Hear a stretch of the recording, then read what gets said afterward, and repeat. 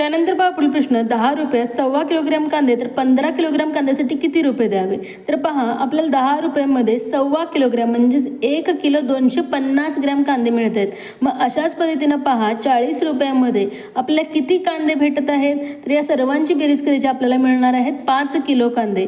मग 5 त्रिक 15 याप्रमाणे 4 त्रिक 12 म्हणजे 120 रुपयामध्ये आपल्याला 15 किलो कांदे मिळणार आहेत. म्हणून 4 नंबरचा पर्याय बरोबर असणार आहे. तर या सर्वांची बेरीज करून तुम्ही पाहायचं आहे. त्यानंतर पहा पुढील प्रश्न अगदी महत्त्वाचा आहे. 6 लिटरची टाकी 2.5 तासामध्ये भरते. जर तो नळ 1 तास 40 मिनिटात बंद झाला तर टाकीत किती पाणी साठले असेल? तर पहा 6 लिटर टाकी 2.5 तासामध्ये म्हणजेच किती वेळामध्ये? 150 मिनिटामध्ये भरते.